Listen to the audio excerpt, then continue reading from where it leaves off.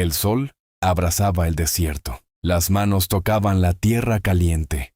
A pocos pasos, los hornos lanzaban fuego, más de 1000 grados. Los hombres llevaban desde la mañana soplando sin parar. Y en esos hornos, en ese momento, se fundía oro. ¿Cientos de personas hacían esto por una tienda? No, por la casa de Dios. En este video aprenderemos lo siguiente: ¿cómo lograron antiguos esclavos alcanzar ese calor de horno en el desierto? ¿Por qué el candelabro de oro tenía que ser de una sola pieza y por qué era tan difícil? ¿Qué tejieron las mujeres? ¿Y cuál era el secreto de ese tejido? ¿Y por qué Moisés no pudo entrar en el tabernáculo terminado? Las respuestas son mucho más que una historia de fe, una obra maestra de ingeniería y una historia de transformación, porque este tabernáculo no se construyó solo con oro, madera y tela. Se construyó con personas fragmentadas, remodeladas, transformadas. Pero primero debemos conocer a esas personas. Muchos de ustedes han oído los nombres Bezalel y Oholiab, pero probablemente a muchos no les importaron. Estos dos nombres aparecen en el proceso de construcción del tabernáculo y generalmente se leen como una nota al pie. Eso no es correcto. Estos dos hombres son los arquitectos de uno de los mayores proyectos de construcción de la historia. Bezalel, de la tribu de Judá. El texto sagrado dice algo extraordinario sobre él: sabiduría, entendimiento, conocimiento y habilidad en toda clase de artes fueron dados por el Espíritu de Dios. Trabajo en metal, carpintería, tallado de piedra, todo. Oholiab, de la tribu de Dan, experto en textiles, bordado y grabado. Y se les dio algo más: la capacidad de enseñar lo que sabían. Este detalle puede no parecerte grande, pero no es tan insignificante como crees. No solo eran talentosos, podían formar a otros. ¿Y quiénes eran las personas que tenían que formar? Personas que habían vivido en la esclavitud durante generaciones. Sus manos conocían el barro, la paja y el ladrillo. No el oro, no los tejidos finos, no el trabajo delicado. Pero habían pasado 400 años en Egipto. Y esos 400 años tenían una herencia invisible. Egipto era el imperio tecnológicamente más avanzado de esa época. Metalurgia, alfarería, construcción, tejido. Era posible ver, oír y de algún modo interiorizar todo esto incluso como sirvientes. La esclavitud no puede borrar la memoria, y esa memoria ahora serviría. Aún así, había una gran distancia, la distancia entre ver y hacer. Una persona puede pasar miles de veces frente a un taller donde se trabaja el oro, pero hasta que toma ese oro en sus manos y le da forma, ese conocimiento solo está en la mente. Bezalel y Oholiab construyeron ese puente. Enseñaron a hacer a quienes habían visto, pero no experimentado. Y hay algo más: el pueblo hizo donaciones con tanta generosidad que Moisés tuvo que decirles que se detuvieran. Basta, no necesitamos más. Esta frase siempre me abre algo. Estas personas habían reunido ese oro, esa plata, esas telas como esclavos. Se las habían llevado al salir de Egipto y ahora lo traían todo, hasta que se les dijo que pararan. Este es uno de los indicadores más claros de cómo se sentía un pueblo. Dios había elegido especialmente a estas personas, pero ellas no eran conscientes de ello. Ahora pasemos al problema del fuego, porque este es el problema técnico más llamativo en la construcción del tabernáculo. Pero generalmente se pasa por alto. En medio del desierto, sin un horno de carbón, sin equipo avanzado, ¿cómo se alcanza esa temperatura? La respuesta estaba escondida en un árbol aparentemente inútil del desierto del Sinaí. El árbol de acacia. Un árbol torcido, espinoso, retorcido. Nadie lo miraría y vería algo valioso. Pero cuando se convierte en carbón, surge una propiedad muy diferente a la de la madera común.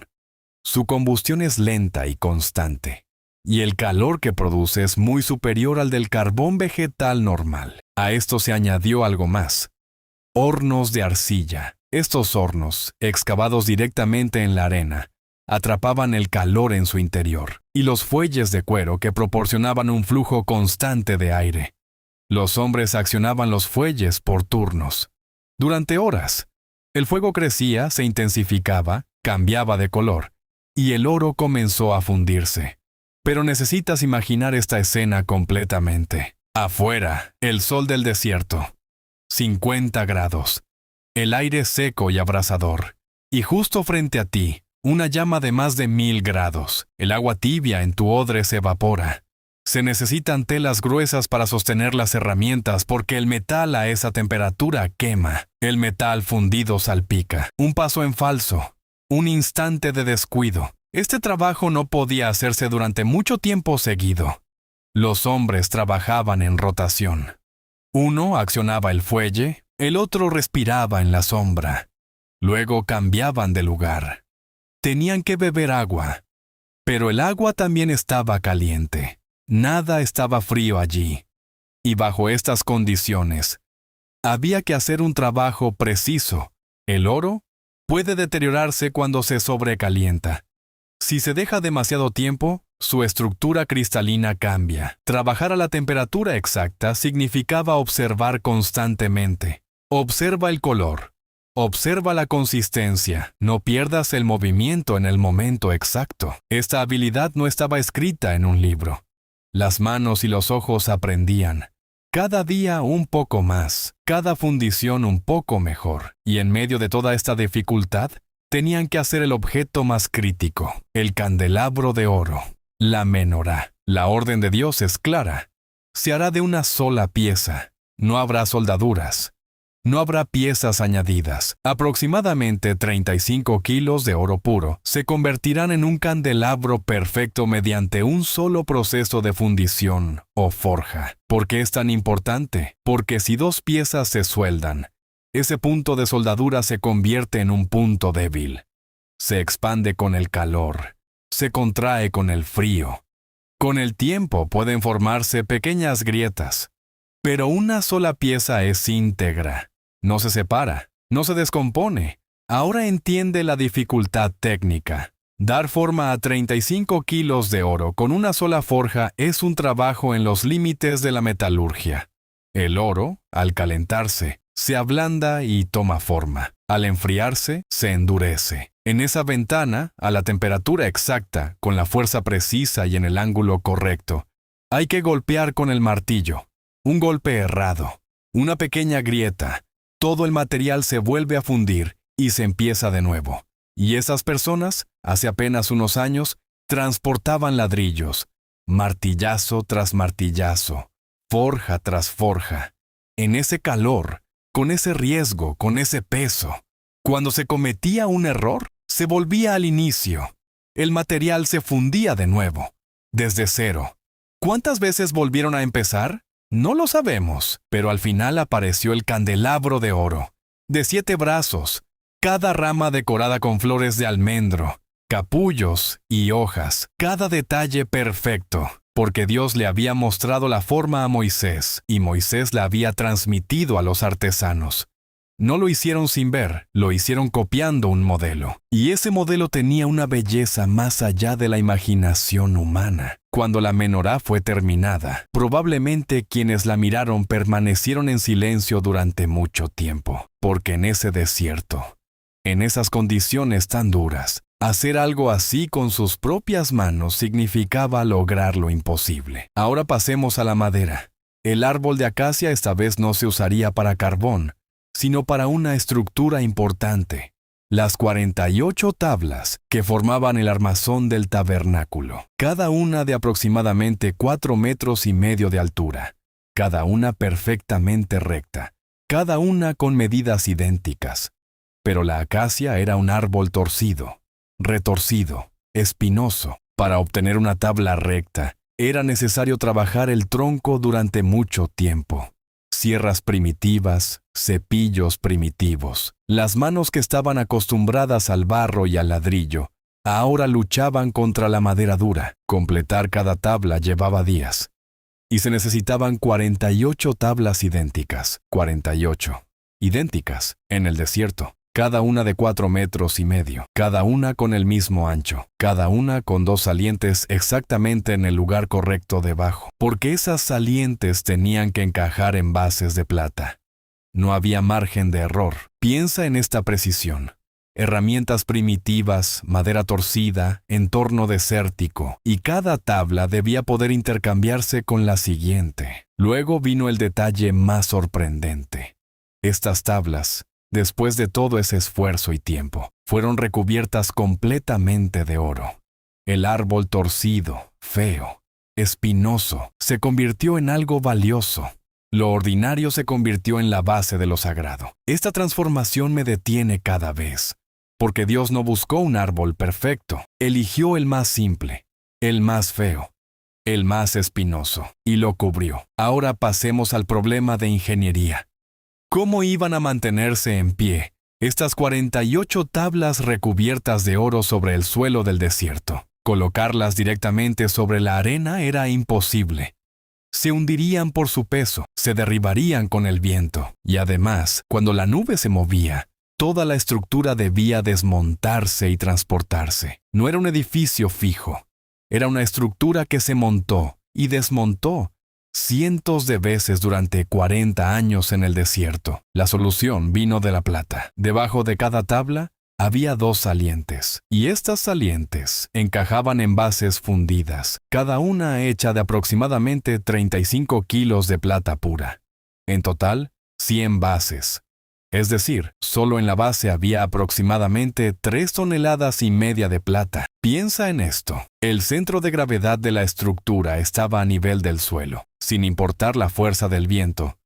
Las tablas fijadas con esa masa ni siquiera se movían. Pero lo más importante es esto. ¿De dónde provenían esas bases de plata? Del dinero del rescate del censo. Cada hombre en Israel había pagado medio ciclo como rescate por su vida. Esa plata fue fundida y vertida en las bases, es decir, toda la estructura del tabernáculo descansaba, literalmente, sobre el precio pagado por las vidas humanas. Ninguna tabla tocaba directamente la tierra. Y luego las barras horizontales, 5 barras en cada pared, pasando por anillos de oro, unían las tablas entre sí. 4 eran visibles desde el exterior, pero la quinta, la del medio, atravesaba el interior de las tablas. No se veía desde fuera, pero sin ella, las paredes se derrumbarían. Lo invisible mantenía todo unido. Este sistema modular funcionó durante 40 años. Montar, desmontar, transportar, volver a montar. Nunca perdió su ajuste, nunca perdió su estabilidad. Piensa en ello. 40 años. Cientos de veces, en la arena del desierto, con viento, con calor, las mismas tablas, las mismas bases, las mismas barras. Ninguna pieza tuvo que ser reelaborada. Ninguna fue reemplazada. Esto no es solo un buen diseño, es la prueba de que cada medida y cada material fueron elegidos correctamente. La acacia estaba donde debía estar. La plata estaba donde debía estar.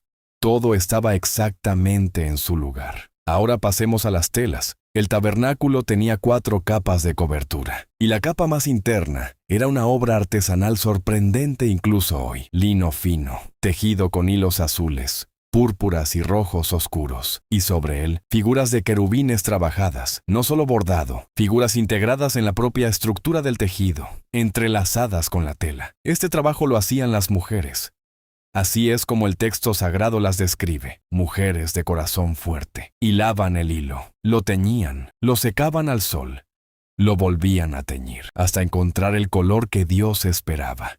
¿Y de dónde venían esos colores? Los tintes azul y púrpura se obtenían de las glándulas de moluscos marinos. Cada gota de pigmento era más cara que la plata. Y estas personas estaban en el desierto del Sinaí, muy lejos del mar Mediterráneo. Pero en la noche de la Pascua algo había sucedido. Los egipcios, queriendo que los hebreos se marcharan rápidamente, les habían dado todo lo que tenían: telas, tintes, hilos, materiales valiosos. Todo había sido llevado en bolsas al salir del desierto. Y ahora esos materiales transportados se estaban convirtiendo en las paredes de la casa de Dios. Las mujeres se ponían a trabajar en cuanto despertaban. Se montaba el telar, se contaban los hilos, se calculaba dónde empezaba y terminaba cada figura de querubín, porque un pequeño error podía arruinar toda la figura. Y una vez iniciado el tejido, era difícil retroceder. Esto no era solo artesanía, Era matemáticas. ¿Cuántos hilos desde la derecha? ¿Cuántos desde la izquierda? ¿Dónde se ensanchan y dónde se estrechan las alas del querubín? ¿En qué hilo comienza cada cambio de color? Todo esto debía mantenerse en la mente, porque frente al telar no había un lápiz para escribir. No debía olvidarse. Afuera, el desierto, tormentas de arena, niños, animales, la vida cotidiana. Y estas mujeres, en ese entorno, tejían telas de una calidad digna de decorar los muros de un palacio. ¿Sabes cómo las describe el texto sagrado? Mujeres de corazón fuerte. Esta expresión me hace detenerme cada vez. Fuertes, de corazón fuerte, no solo talentosas, fuertes. ¿Y cómo era el resultado? La casa de Dios, por fuera, parecía una tienda común, pieles de animales, apagadas del color del desierto. Alguien que pasara por allí no entendería que esa tienda era un templo, pero quienes entraban y levantaban la mirada, veían querubines en el techo, azul, púrpura, rojo oscuro, la luz danzante golpeando las paredes de oro. El cielo estaba sobre sus cabezas. Por fuera una tienda, por dentro un palacio. Ahora pasemos a las vestiduras del sacerdote. Éxodo 28 describe cada pieza en detalle. Y estas vestiduras no eran simbólicas, eran equipo de supervivencia. El lugar al que entraba el sumo sacerdote era el lugar más sagrado, ese pequeño espacio donde se concentraba la presencia de Dios. Una preparación incorrecta, una sola falta, podía poner en riesgo la vida. El pectoral.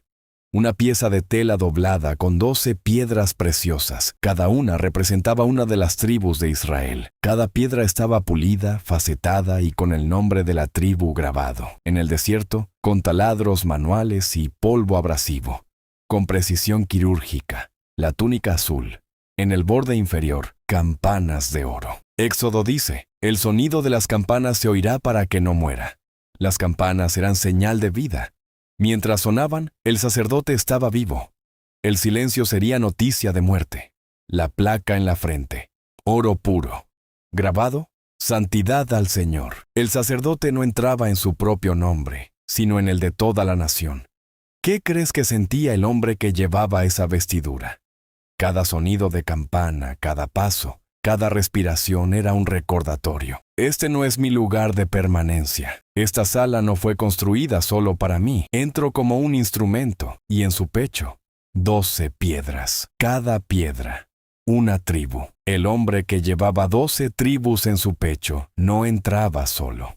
Llevaba a todo Israel, todos los pecados del pueblo, toda la expectativa del pueblo, el nombre de todo el pueblo. Este peso no era solo físico. En cuanto a las campanas, este detalle vino del desierto hasta hoy, y su efecto aún continúa. Si las campanas callaban, los de dentro morían. Si no callaban, vivían. La vida se entendía por el sonido de un metal. Piensa en las manos que cosieron esa vestidura. Cada puntada de aguja, cada costura, fue hecha por manos que sabían. Si esta prenda se hace mal, el hombre muere. Y ahora vengamos a ese último día, el primer día del primer mes del segundo año. Moisés recibió la última instrucción.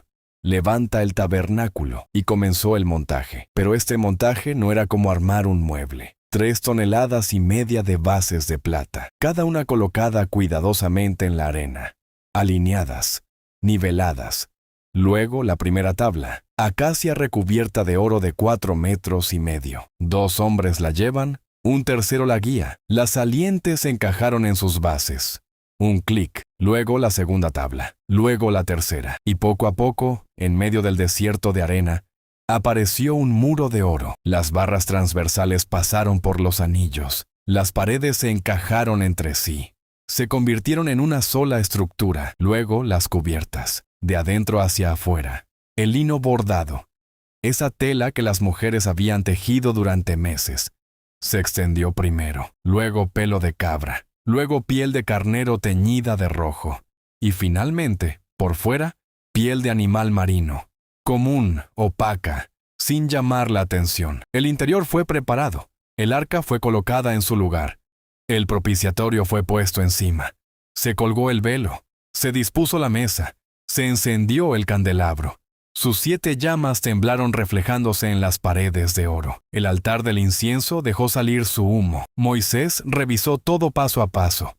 Cada medida, cada color, cada material coincidía con lo que se le mostró en el monte. No había ni un centímetro de desviación. Salió y se detuvo. La respuesta no tardó. La nube descendió desde arriba, cubrió la tienda de reunión, creció, se hizo densa, se llenó y siguió llenándose. Superó el tabernáculo, lo rodeó, se hizo visible. Moisés intentó entrar, no pudo, pero la puerta no estaba cerrada. Era que el peso de la presencia era tan intenso que no era posible entrar. Detente un momento y piensa en esto. El hombre que vio la zarza que ardía sin consumirse. El hombre que se enfrentó al faraón durante las 10 plagas en Egipto. El hombre que habló con Dios en la cima del monte, cuando había truenos y humo. Incluso él se detuvo. Incluso él no pudo entrar. Esto no era el peso del poder, sino el peso de la presencia. Dios estaba allí, realmente estaba allí.